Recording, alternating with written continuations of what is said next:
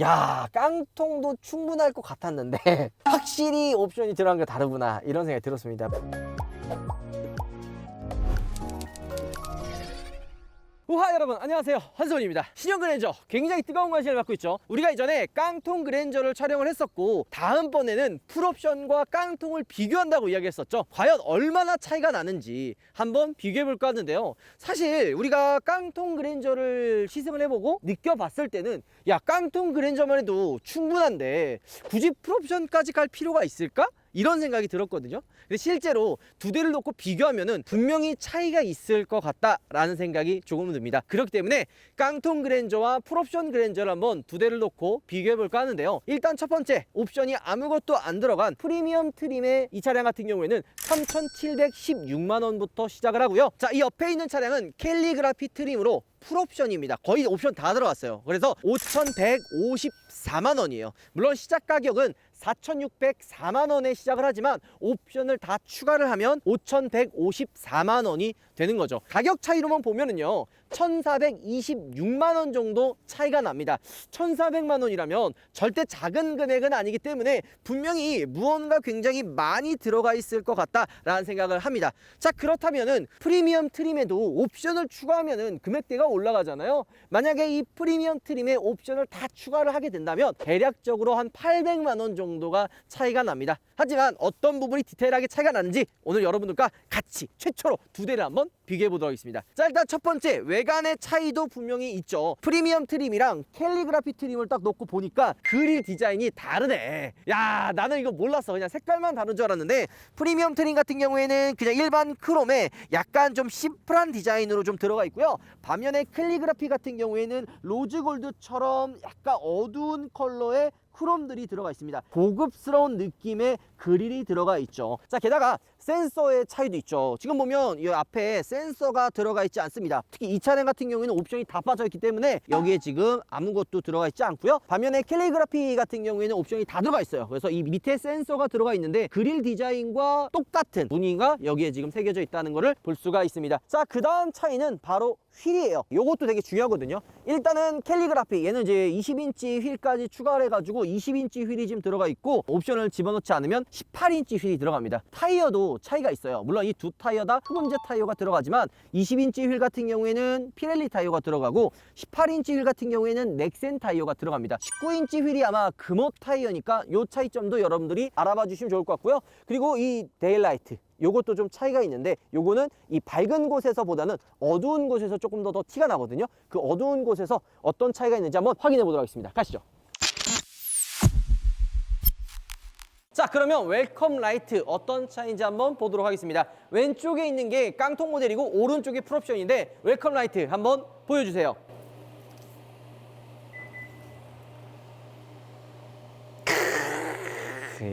안 좋아하는 분들도 있어요. 뭐 문 열고 빨리 타는 분들도 있기 때문에 뭐 신경 안 쓰겠지만 비싼 값을 한다. 그리고 이게 앞에만 나오는 게 아니에요. 바로 뒤에도 나오죠. 보도록 하죠. 자,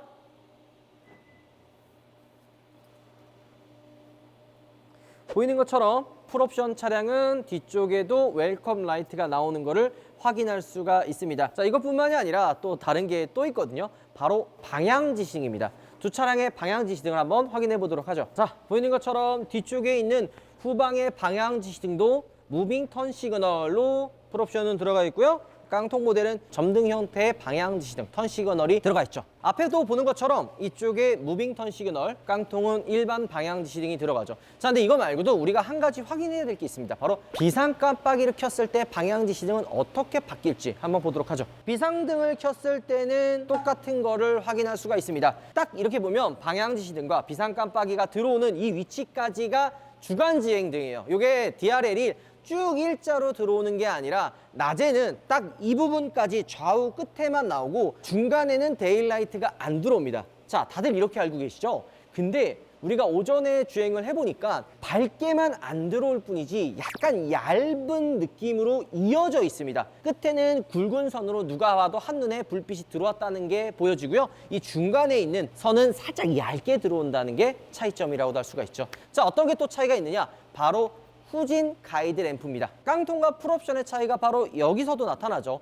후진 가이드 램프가 풀옵션은 지금 보이는 것처럼 나오고요. 깡통 모델 같은 경우에는 그냥 후진 램프가 나옵니다. 근데 이게 달라요, 디자인이. 그리고 밑에 있다 보니까 가까이 붙으면 이 후진등이 좀 가려지기 때문에 잘 안 보이더라고요. 요거는 근데 위치가 어쩔 수가 없기는 하지만 조금 아쉬운 부분이기는 합니다. 자, 그리고 깡통에는 그냥 일반 후방 카메라가 들어가고 풀옵션 차량 같은 경우에는 서라운드 뷰가 들어갔는데 바로 카메라의 화질 차이도 생각보다 크다는 걸 알 수가 있습니다. 그냥 일반 후방 카메라는 살짝 화질이 안 좋은 반면에 서라운드 뷰는 전체적인 화질도 좋고 좌우 전면까지 다 보이기 때문에 이런 부분에서 좀 차이를 나누지 않았을까 생각이 듭니다. 자, 그 다음 다른 부분은 바로 앰비언트 라이트죠. 프리미엄 트림 같은 경우에는 앰비언트 라이트를 선택을 할 수가 없습니다. 하지만 캘리그라피 같은 경우에는 앰비언트 라이트가 들어가 있죠. 낮에는 큰 차이가 안 나거든요. 근데 저녁에는 앰비언트가 있고 없고 차이가 굉장히 큽니다. 앰비언트가 없으면 실내가 정말 안 보입니다. 특히 이 수납 공간, 우리가 이전에 야간에 시승했을 때도 말씀드렸지만 이 부분이 안 보여가지고 여기에 어떤 짐을 실었는지를 알 수가 없기 때문에 그런 부분도 좀 아쉽고요. 게다가 이 위쪽에 무드램프가 하나 들어가요. 그래서 이게 그냥 계속 불이 들어오는 거 아니냐 이렇게 생각을 했었는데 시동을 켜고 끌 때 약간 웰컴 라이트처럼 들어오고 불이 꺼집니다. 이거를 좀 계속 불이 좀 켜져 있었으면 어땠을까 하는 아쉬움도 있어요. 근데 이게 막 눈이 부시거나 뭐 이랬을 때 약간 좀 운전자가 좀 싫어할 수도 있기 때문에 요거를 지금 아예 그냥 꺼놓은 것 같거든요. 근데 이게 멋지게 들어가 있는 이 무드램프를 굳이 끌 필요는 저는 없어 보입니다. 오히려 운전자에게 좀 선택권을 줘서 끄고 킬 수 있게끔 해놨으면 어땠을까 하는 생각도 조금은 드네요. 자, 그리고 시동을 끄면 이렇게 보이는 것처럼 점차적으로 없어지죠. 실내 웰컴 라이트, 굿바이 라이트라고도 보시면 될 것 같아요. 이게 그냥 일반 모델 같은 경우에는 여기 아무것도 없기 때문에 그냥 디스플레이만 들어오고 마는데 얘는 이렇게 쭉 이어지는 걸 확인할 수가 있습니다.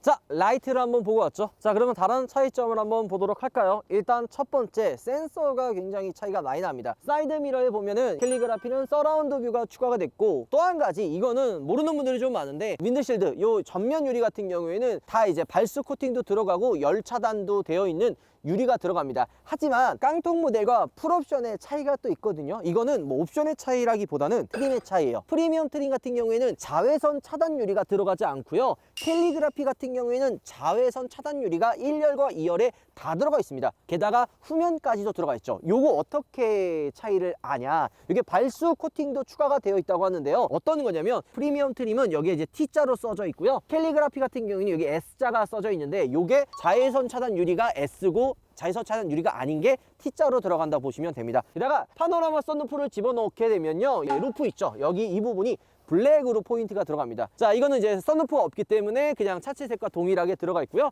마찬가지로 이 샤크 안테나도 파노라마 썬루프를 집어넣게 되면 블랙으로 들어가고 추가하지 않으면 이렇게 이제 화이트로 들어가는 게 차이점이라고 할 수가 있죠. 자, 후면도 분명히 차이가 있거든요. 이게 따로 놓고 봤을 때는 과연 이게 어떤 차이가 있을까 이런 생각을 했는데 두 대를 놓고 딱 비교해 보니까 그 차이점을 한눈에 알 수가 있습니다. 첫 번째, 이 후면에도 약간 크롬 라인이 들어가 있잖아요. 이 부분이 앞에랑 마찬가지로 로드골드처럼 약간 어두운 컬러가 들어가고요. 하단에 있는 이 크롬 몰딩도 마찬가지로 어두운 컬러로 들어간 걸 볼 수가 있습니다. 반면에 프리미엄 트림 같은 경우에는 좀 더 쨍한 그런 일반 크롬들이 이 상단 하단에 들어가 있는 거를 확인할 수가 있습니다. 방향지시등 역시도 일반 프리미엄은 조금 더 옅은 컬러지만 캘리그라피 같은 경우에는 여기 검은색 띠와 이 차이점을 두지 않기 위해서 더 어두운 색으로 들어가 있어요. 그렇기 때문에 이 방향지시등의 티가 더 안 난다. 이런 것도 차이점이라고 할 수가 있습니다. 자, 이거 보면 캘리그라피는 전동 트렁크 들어가 있고 깡통은 전동 트렁크가 빠져 있습니다. 트렁크 공간은 두 차량 다 동일하게 들어가 있습니다. 자, 그리고 이것도 옵션의 차이가 있는데 현대 디지털 키 2, 요게 이제 또 옵션으로 저 캘리그라피 들어가고 이제 아닌 건 안 들어갑니다. 뭐 외관의 차이는 크지는 않죠. 썬루프 때문에 뭐 약간 블랙 포인트, 그다음에 뭐 서라운드 뷰 카메라의 그 사이드 미러 위치 뭐 요 정도밖에 차이가 안 나고 그릴 디자인 이 정도 많이 나는 건가? 근데 저는 이런 생각을 해요. 낮은 트림과 상위 트림의 가장 큰 차이점은 램프류가 차이가 정말 많이 납니다. 약간 낮은 트림은 할로겐, 뭐 호박등, 그리고 LED가 막 빠지고 이래서 주행을 했을 때, 특히 이제 밤에 봤을 때 약간 조금 무게감이 좀 떨어지는 게 사실이거든요. 하지만 그랜저 같은 경우에는 옵션을 추가하지 않아도 데일라이트와 헤드램프가 동일하게 들어갑니다. 그렇기 때문에 휠만 보지 않는다면 이 램프류에서는 옵션이 낮은 트림과 상위 트림을 구분할 수가 없는 거죠. 그런 부분에 있어서는 깡통 모델도 생각보다 괜찮다. 하지만 자동차는 작은 차이가 생각보다 큰 차이라고 항상 이야기하잖아요. 옵션을 확실히 추가를 하니까 다른 느낌을 주는 것 같기도 합니다. 자, 일단 저희가 이제 실내를 볼 텐데 요것도 차이가 있죠. 바로 원격 스마트 주차. 요즘에는 주차선이 폭이 좀 좁기 때문에 이거 주차를 할 수 있긴 있는데 내가 못 내릴 것 같다 라는 상황들이 있거든요. 게다가 그랜저 같은 경우에는 문짝의 길이가 굉장히 길어요. 이 보이는 것처럼 문의 길이가 길기 때문에 자칫 잘못했을 때 문콕이라든지 혹은 내가 이제 차를 못 내려가지고 주차를 못한 경우 다들 한 번쯤은 있으셨을 텐데, 요거는 예전부터 나온 거긴 해요. 바로 이제 원격 스마트 주차가 캘리그라피는 기본, 프리미엄에는 들어가지 않습니다. 자, 이렇게 차를 뒤로 한번 저희가 이동을 해보도록 하겠습니다. 근데 이게 생각보다 되게 유용해요. 사용하다 보면은 꽤 유용하게 사용할 수 있는 기능이다 보니까 옵션으로 있으면 꽤 훌륭한 옵션이 될 수 있고요. 요게 만약에 프리미엄 트림에 선택을 하려고 하면 파킹 어시스트 옵션을 추가를 하면 들어갑니다.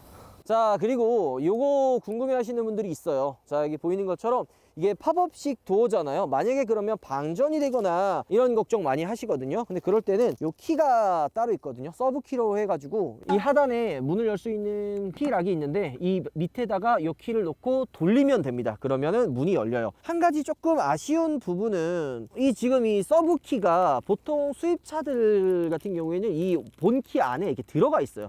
이 끝에 이제 몰딩 부분이나 요 끝 부분에 요 서브 키가 들어가 있어서 이 서브 키를 이제 필요할 때 이렇게 뺏어 쓸 수가 있거든요. 하지만 이 서브 키가 이렇게 밖으로 빠져 있으면 보통 이런 메인 키 하나만 들고 다니잖아. 이런 상황 때 만약에 서브 키가 없다 이러면은 조금 곤란한 상황이 좀 발생하지 않을까, 그런 생각도 조금은 듭니다.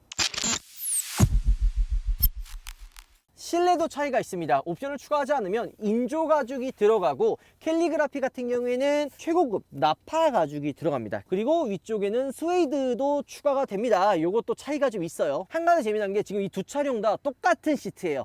얘도 인디고의 브라운 투톤 시트고 둘 다 비슷한 컬러인데 쟤는 그냥 인조 가죽이고 얘는 나파 가죽이라 보시면 됩니다. 시트에 차이점도 있어요. 풀옵션 같은 경우에는 보이는 것처럼 이 앞뒤 다 전동 시트가 추가가 되고요. 메모리 시트도 요 상단에 버튼이 있죠. 게다가 저는 이게 좀 대박이었는데 이게 버튼 하나를 통해서 이렇게 자, 이렇게 보이는 것처럼 에르고 모션 시트가 들어갑니다. 그리고 조수석도 마찬가지로 릴렉션 시트가 들어가 있죠. 이렇게 추가가 됩니다. 자, 그리고 캘리그라피는 지문 인식이 들어가 있는데 깡통은 지문 인식이 안 들어가 있죠. 자, 보이는 것처럼 깡통 모델 같은 경우에는 메모리 시트가 빠지고요. 전동 시트가 들어가긴 하지만 에르고 모션 시트도 안 들어가고 가죽의 무늬 패턴도 다르다는 걸 확인할 수가 있습니다. 게다가 핸들도 투톤 핸들이 아니라 그냥 일반 무늬의 핸들이 들어가 있다는 것도 확인할 수가 있습니다. 자, 그리고 그것도 없어요.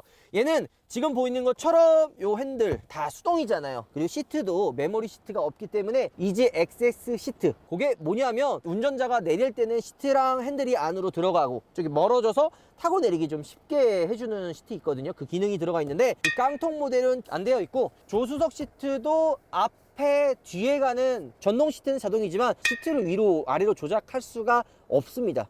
이런 것들도 차이가 있고, 그 다음에 무선 충전 패드가 빠지죠. 여기 무선 충전 패드가 아예 빠지고, 하지만 이런 식으로 센터 콘솔에 커버는 이렇게 기본으로 들어가 있습니다. 근데 차이점이 또 있어요. 바로 이 암레스트 이런 부분들도 차이가 있죠. 요거는 이제 덜 푹신하다 이런 느낌도 들고, 조수석 시트를 조절할 수 있는 이 워크인 스위치도 아예 깡통 모델은 적용이 안 돼요. 기본으로 안 되어 있죠. 반면에 이 전등류 있죠. 이런 거 제가 아까도 얘기했듯이 이 전등류가 깡통이든 풀옵션이든 기본 LED가 들어가 있고, 많은 분들이 실내 들어왔을 때 가장 만족도가 높은 게 계기판과 디스플레이예요. 요게 인치수가 작으면은 뭔가 차가 좀 저렴해 보이고 약간 이런 느낌이 들거든요. 그랜저는 옵션과 상관없이 터치식 12.3인치 대형 디스플레이와 디지털 계기판이 기본 적용입니다. 여기에 적용되어 있는 기능들도 옵션이 없는 깡통 모델이라고 빠져 있는 게 없어요. 다 기본으로 들어가 있다고 보시면 돼요. 모티에이나 이런 것들도 당연히 적용되고요. CCNC라 그래가지고 무선으로 쏴주는 뭐 이런 모든 기능들이 다 기본 적용. 그 다음에 이런 UI 퀵 컨트롤도 마찬가지로 다 기본으로 적용이 되어 있다고 보면 됩니다. 또 한 가지는 요거 무드램프가 웰컴 라이트처럼 들어오는 게 빠집니다. 근데 저는 그 이쪽에 있는 공조기 패널 요게 플래티넘 옵션이거든요. 가격도 저렴하진 않는데 이게 이제 묶여 있어서 그 옵션을 추가를 하게 되면 이게 이제 공조기 패널이 터치 스크린으로 바뀝니다. 근데 지금 옵션을 빠진 모델 같은 경우는 일반 그냥 버튼식 공조기 패널이 들어가는데 개인적으로 저희가 사용했을 때는 이게 나쁘지가 않았어요. 왜냐면 버튼들이 다 직관적이기 때문에 이 통풍 시트는 추가로 이제 옵션을 넣으면은 이제 이 통풍 시트가 들어오긴 하는데 프리미엄 초이스 옵션을 추가를 하면은 뭐 통풍 시트도 들어갑니다. 공조기 패널은 조금 호불호가 있을 것 같은데 한번 풀옵션 차량을 한번 보도록 하죠. 확실히 근데 자, 이 암레스트 이런 부분에서도 한층 더 고급스러운 가죽을 사용한 게 티가 나고요. 게다가 뭐 시트 마감, 그 다음에 이제 무늬 패턴 이게 좀 차이가 있는데 착자감과 뭔가 좀 내가 이 시트에 앉았을 때 그런 느낌은 인조 가죽이나 나파 가죽이나 뭐 이렇게 큰 차이가 있는 것 같지는 않아요. 그만큼 기존에 들어가 있는 시트도 워낙 재질도 나쁘지 않고 시트의 착자감도 나쁘지 않기 때문에 굳이 이거 가죽 옵션을 선택을 안 해도 될 정도로 나쁘지 않다 이렇게 보시면 되고, 이 공조기 패널도 이게 되게 직관적이진 않아요. 물론 이게 손에 있게 되면은 어느 정도 괜찮아지겠지만 통풍 시트랑 열선 시트가 지금 이 안쪽으로 다 들어가 있어요. 이렇게 들어가 있어요. 내리면 통풍, 올리면은 열선 시트인데 이런 버튼들이 지금 다 통합으로 들어가 있기 때문에 직관적이지 않고 시선 분산이 된다는 게 한편으로 좀 아쉽긴 하죠. 이걸 지금 보면요, 화면에 배치할 수 있는 버튼들 있죠. 지금 여기 있는 건데 이런 식으로 조절할 수가 있어요. 내가 원하는 버튼을 조금 더 직관적으로 보이기 위해 아이콘을 끌어당겨서 설정을 할 수가 있습니다. 이렇게 바꾸면 이렇게 그냥 깔끔하게 온도 조절만 하고 오토 돌리고, 자 이렇게 사용하는 것도 나쁘지 않을 것 같아요. 그리고 듀얼 같은 경우에는 이 공조기가 좌우 이제 독립으로도 사용할 수가 있잖아요. 조수석, 운전석 따로 좀 할 수 있기 때문에 이런 것들도 나눠서 사용할 수 있다는 게 특징이기도 하죠. 자, 그리고 이 보스 오디오가 또 추가가 되죠. 이거 제 기본적으로 그냥 그랜저도 나쁘지 않았거든요, 스피커가. 하지만 보스 스피커가 또 넘사벽이네. 야, 이거는 저희가 나중에 이 오디오 한번 따로 촬영을 한번 해보도록 하겠습니다. 진짜 오디오는 나름 옵션을 추가를 해도 후회하지 않는, 비싸긴 하지만 후회하지 않는 그런 옵션인데 약간 인식이 너무 비싸고 굳이 이걸 해야 되나 라는 인식이 좀 있기 때문에 저희가 이 보스 오디오 그랜저에 대한 거를 추후에 한 편 더 촬영을 해보도록 하겠습니다. 그리고 요 캘리그래피 트램이랑 여기 보이는 것처럼 캘리그래피가 적혀져 있죠. 자, 또 차이점을 이야기를 하면요, 뭐 썬루프는 당연하고 게다가 여기 열선 통풍 시트가 뒷좌석에 추가가 됩니다. 그리고 이거는 G80도 수동 커튼이거든요. 수동 커튼인데 그랜저에 전동 커튼이 추가가 됩니다. 이건 이제 캘리그라피라 그래도 기본은 아니고 뒷좌석 VIP 옵션을 추가해야지 이 뒷좌석 커튼이 올라갑니다. 이 차량은 풀옵션 차량이기 때문에 이 뒷좌석 선 커튼이 들어간 거예요. 게다가 이 뒷좌석 목베개, 요거 되게 또 중요하거든요. 요것도 옵션을 추가를 했기 때문에 들어가는 걸 볼 수가 있죠. 그리고 이 뒷좌석 컨트롤러, 리클라이닝 시트 이런 것들도 옵션을 추가했기 때문에 들어가 있다고 보면 되고요. 이게 수납 공간과 컵홀더, 이거 위치도 달라요. 고급 차들은 보통 이 컵홀더가 숨겨져 있거든요. 이게 안에 들어가 있다든지 안 보이는 곳에 위치를 하는데 그랜저도 이쪽 안에 들어가 있는 거를 확인할 수가 있습니다. 자, 그리고 리클라이닝 각도를 궁금해 하시는 분들이 많더라고요. 그래서 리클라이닝 각도를 좀 이렇게 둘러보면요, 많이는 뒤로 안 높여져요. 그러니까 좀 각도가 나름 그래도 한 15도 정도 더 뒤로 높여지기는 하는데 여기 시트가 이 밑에 엉덩이 부분은 생각보다 이제 많이 나옵니다. 이것도 뒷좌석 옵션을 추가를 해야지 리클라이닝 시트가 들어가고, 하이브리드 같은 경우에는 리클라이닝 시트가 아예 들어가지도 않아요. 자, 깡통 모델 뒤에 왔는데 선 커튼이 없죠. 옵션도 선택할 수 없고 통풍 시트도 빠져 있는 걸 확인할 수가 있습니다. 게다가 엔터테인먼트 컨트롤러가 당연히 빠지고, 아까 풀옵션 때는 어디 있었죠? 컵홀더가 이 앞에 있었지만 옵션이 빠지면 이 상단에 컵홀더가 위치하게 됩니다. 요거는 그냥 접어가지고 이렇게 5인승으로 사용하게 되면은 뭐 크게 차이는 없기는 합니다. 자, 우리가 본격적으로 그러면 이제 외관이나 차이들은 둘러봤으니까 주행을 한번 떠나보도록 하겠습니다. 주행을 가시죠.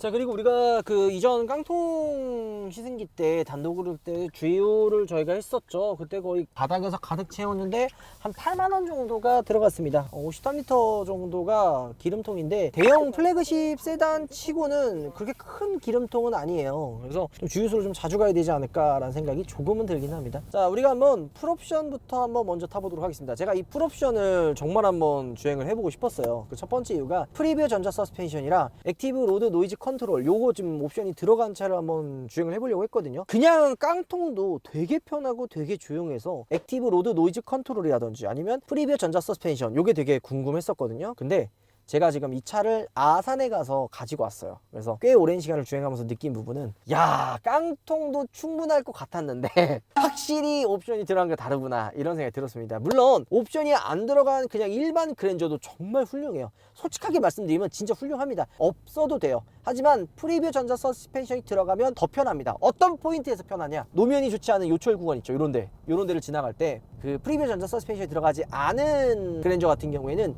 조금 더 통통 튀어요. 지금 이 프리뷰어 전자 서스펜션이 들어간 그랜저 같은 경우에는 노면의 충격들을 다 흡수해서 지나간다는 거죠. 이런 느낌이 차이가 나는 거예요. 그래서 옵션을 추가한 듯한 느낌이 드는구나, 이런 생각이 들고요. 게다가 이제 내비게이션 기반 스마트 크루즈 컨트롤이잖아요. 그래서 이게 전방에 방지턱이 있으면 이 프리뷰어 전자 서스펜션이 이 세팅을 조금 더 부드럽게 합니다. 그러니까 어떤 느낌이냐면, 진입을 했을 때 앞바퀴가 올라갔을 때는 부드럽게 세팅을 하고, 뒷바퀴까지 지나가고 앞바퀴가 내려올 때쯤 있죠. 쿵 하고 내려올 때는 조금 더 단단하게 해서 약간 출렁출렁거리는 느낌을 최대한 잡아주는 이런 기능들이 들어가 있어요. 그래서 방지턱을 지나갈 때나 요철 구간을 지나갔을 때 생각보다 좀 편한 승차감 느낄 수 있고요. 또 한 가지는 스포츠 모드를 바꿨을 때 차가 조금 더 묵직하고 꽉 잡아주는 그런 느낌이 듭니다. 게다가 액티브 사운드가 또 추가가 되어 있거든요.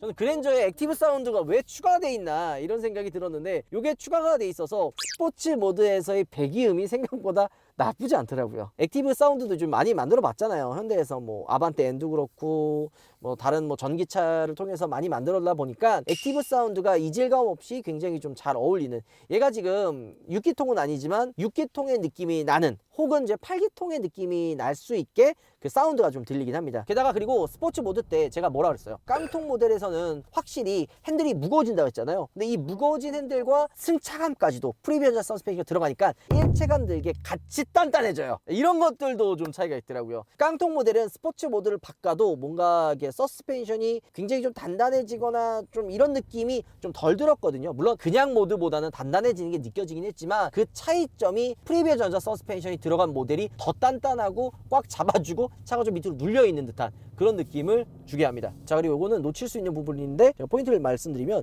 이게 알루미늄 포인트가 들어가 있죠. 이게 기본 모델은 이 실버로 해가지고 크롬으로 들어가는데, 캘리그라피트링 같은 경우에는 이 알루미늄 포인트가 브론즈 골드, 외관에 이제 그릴과 마찬가지로 추가가 되어 있습니다. 자, 그리고 이번에 이제 신형 그랜저로 오면서 유량 제어 기능, 그러니까 유량, 그러니까 기름을 어느 정도 제어를 해서 상황에 맞게 뿌려줘요. 오래 정도 주행을 해보니까 사실 이게 체감이 될까, 이런 생각이 들었는데, 저속 구간에서 악셀 밟았을 때랑 고속 구간에서 악셀 밟았을 때, 그리고 반대로 조금 그냥 크루징 주행하면서 이제 운전을 했을 때 살짝 그 엔진의 그 회전 질감이 좀 다르거든요. 저속에서 크루징 주행할 때, 요럴 때나 뭐 아니면 고속에서 부드럽게 그냥 탄력 주행할 때는 연료를 조금 집어넣어서 극한의 연비율을 만들어주게 도와주고, 반대로 저속에서 악셀을 밟아서 좀 힘있게 치고 나가야 된다든지, 고속에서 스포츠 주행을 했을 때는 조금 더 연료 분사량을 많이 집어넣어서 폭발적인 출력을 도와줄 수 있게끔 만들어주는 그런 기능인 것 같아요. 근데 이게 제가 좀 잘못 느낄 수도 있지만 살짝 굼뜬 느낌이 있어요. 그러니까 뭐 반응이 막 빠르게 들어가가지고 그냥 바로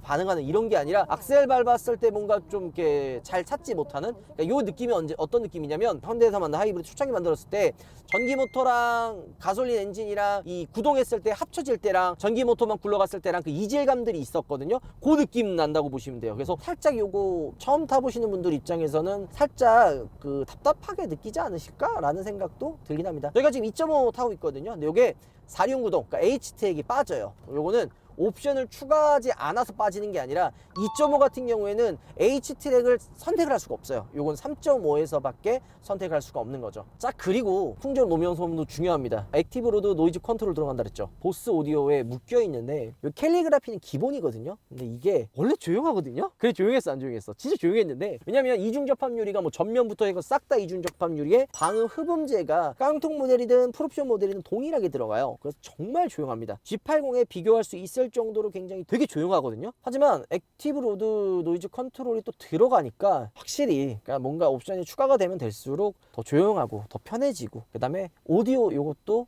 진짜 차이가 크다라는 생각이 계속 드는 것 같습니다. 자, 가격 차이가 이 깡통 모델과 풀옵션 모델이 1,428만원 정도 나거든요. 처음에 우리가 풀옵션 모델을 타기 전에는 굳이 옵션을 추가해야 되나? 풀옵션을 추가할 이유가 있나? 이런 생각이 들 정도로 가격 차이가 많이 나서 조금 선뜻 꺼려졌던 것도 사실이거든요. 두 차량을 비교해 보면서 타보니까 옵션을 추가하지 않은 기본 모델도 상품 구성이 정말 괜찮다, 이런 생각이 들었고, 반대로 옵션을 추가하는 모델은 추가하는 만큼 작은 차이지만 옵션을 추가하는 값어치에 대한 만족도를 줄 것 같다라는 생각이 듭니다. 눈에 보이는 부분이라든지 눈에 보이지 않는 부분들까지도 옵션을 추가하게 되면은 조금의 차이가 있는 거는 어쩔 수가 없는 것 같아요. 그냥 상황에 맞게, 내 지갑 사정에 맞게 내가 원하는 사양에 따라서 옵션을 추가를 하면 되겠지만, 저는 개인적으로 옵션을 추가하지 않은 모델은 저렴한 금액대에 나름 만족하면서 탈 수 있는 매력이 있고요. 반대로 옵션을 많이 집어넣은 풀옵션 모델 같은 경우에는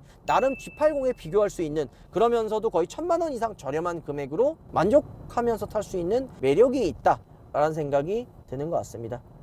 자, 옵션이 빠진 깡통 모델을 지금 타는데, 옵션이 빠져도 기본적으로 승차감도 부드럽고 되게 조용합니다. 하지만 옵션을 추가하면은 조금 더 조용하고 편해진다는 그 정도 차이가 있는 거죠. 하지만 가격이 많이 올라가기 때문에 어느 정도 적정선으로 타협을 봐야 될 것 같다라는 생각이 들기는 합니다. 그런 면에서 만약에 접근을 한다면 옵션을 추가하지 않은 모델도 충분히 편하고 조용하다라는 생각이 듭니다. 아예 노면 소음 같은 부분에서는 옵션을 추가하지 않은 모델과 추가한 모델 그렇게 큰 차이는 없다고 생각을 해요. 아예 없지는 않아요. 특히 고속주행이나 약간 저속에서 그 살짝 그 들려오는 소리 있잖아요. 그런 것들은 차이가 좀 있기는 한데, 그래도 뭔가 주의 깊게 듣지 않으면은 눈 감아 줄 부분이고요. 승차감 부분도 노면이 좋지 않은 곳에서 주행했을 때는 살짝 조금 차이가 나기는 하지만, 그것도 그렇게 크게 신경 쓰지 않는 분들이라면 아마 이 옵션을 추가하지 않은 프리뷰 전자 서스펜션이 들어가지 않는 모델도 만족을 하고 타실 것 같습니다. 자, 그리고 차이가 또 있어요. 캘리그라피 모델 같은 경우에는 스마트 크루즈 컨트롤 차이가 있거든요. 옵션을 추가하지 않은 모델 같은 경우에는 내비게이션 기반의 스마트 크루즈 컨트롤까지 똑같이 들어가요. 그러니까 기본으로 들어갈 건 다 들어가요. 이 10점 만점에 옵션을 추가하지 않은 기본 모델도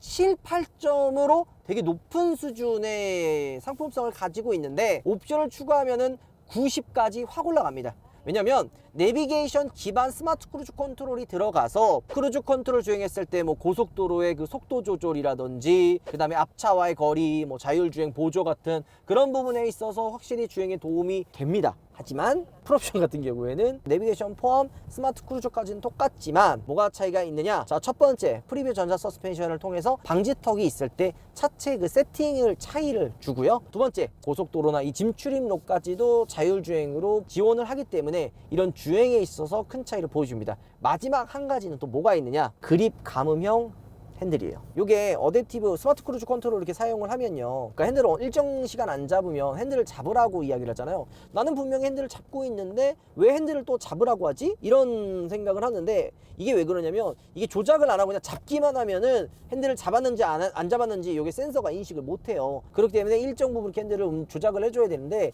이게 G90 때 그립 감음형 이제 터치로 바뀌어요.